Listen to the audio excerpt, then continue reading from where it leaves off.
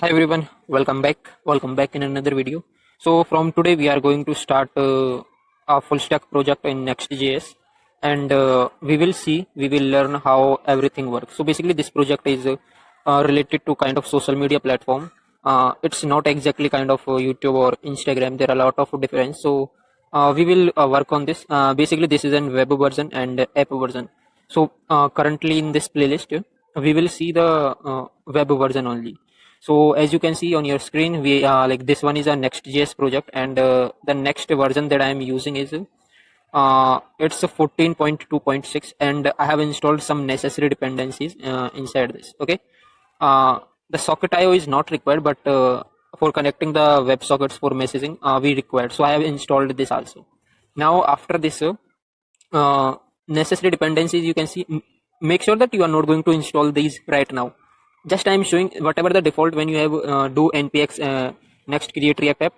Just let it be. Don't change anything. So the changes are in folder structure. So if you come here in layout.js, then I have not changes here, and right now you are also not going to do any change. Just forget for right now this much code, and I'm sure only this much code do you have. Okay, these two line also you don't. I think this one only. Okay, now next come to your page.jsx and remove everything what is there inside this one page.js, and just do here export to default function home and return just like jsx fragment. Okay, after that come to global.css and remove everything. Just whatever inside is there inside like star, let it be.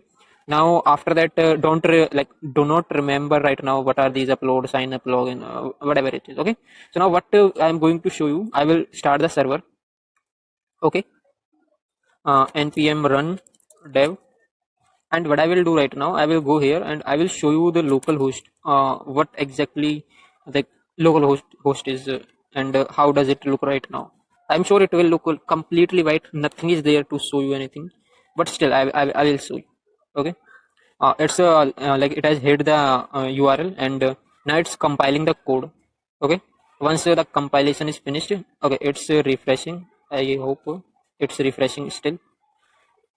Now it is making retries because I have making here db connection, so let it be. Okay, now if I go here and show you, you can see npx create create next step of page, and it's completely white. I have removed everything from here. Now we will start coding here. Okay, so the basically first we need like black and white like theme, dark theme or light theme. Okay, so what I will do, I will go to I will go to another window, and I will basically copy from here. Okay, so what I will copy, I will go to here, and from here I will copy few line of code from other projects. And what are these, I will explain you. Okay, I will go here to global css, and I will copy the whole code whatever is there. Okay, control c. Now I will paste it here, control v. Now I will explain you what is this, and what exactly this code does. Okay, uh, first let me close this one like editor, this one. Okay, now here you can see we have to, okay, first we will make this one, control c, and we will remove this one css, and we will paste whatever was there here. Okay, now see what is going there.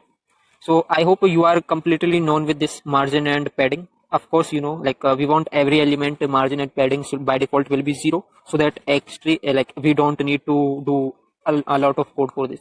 Now what we want, like whenever we scroll, our scroll behavior need to be smooth, so that it look perfect and cool. After that whenever like we are tapping on any button, or we are some like some effect happens highlighting, so it doesn't acquire with any color, so we are making it transparent. After that box sizing, you are aware, border border box. Okay, after that we are saying root, and and after that media prefers color scheme dark. So what is this?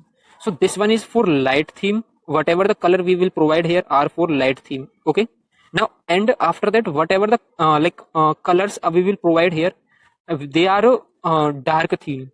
Okay, now if I tell you, these are the variable names which we have declared. Now these names we can use anywhere inside our css file, and it's kind of global, means it is declared in all the project. So after this, I hope you understand it till now. What are these? Basically, for this will be used for dark theme or light theme when we uh, explore the project, when we will build the project. Okay, next is our scroll bar. Okay, so if you can see here, this one is the scroll bar of cursor. Okay, basically this is an editor. Okay, this is an like scroll bar. So what we want in our project, and we don't want to show this basically, what can I say, this scroll bar. Okay, I want to not show. If I want to show, I will give here a little bit height. Okay, and a little bit width. But currently I have completely make it hidden, that I not want any scroll bar. If it is if it is in use in future, we will build it. Okay, now next what I'm saying, that the track means the width or the like background track. Can you see this one? This one is the scroll bar, scroll indicator from up to here to here, but from below it's empty. So this is a track bar, but we want that its background color should be this, and border, but we not need, but still I am keeping here so that you can understand. After that, scroll bar thumb means this one, whatever it is, which we stick, and we can move it from one place to another. This is thumb. Okay, till now I hope you understand what is inside global.css. Now see the architecture. This project will be really too big to handle the data. So what I need, I will create here a folder with the name components, and inside this component, what I will do, I will basically create a new file, not exactly new file, new folder, name as new component, like yeah, or common component, common component, common components. Inside this folder we will keep all the common components, like side panel, navbar. These are common, which is used in all the application through the app. So that we will make in common component. Now after that, we need uh, common elements also, correct? Like input tag will be common in all the project, button will be common, few more can be common. Okay, so what I will make here, uh, common elements.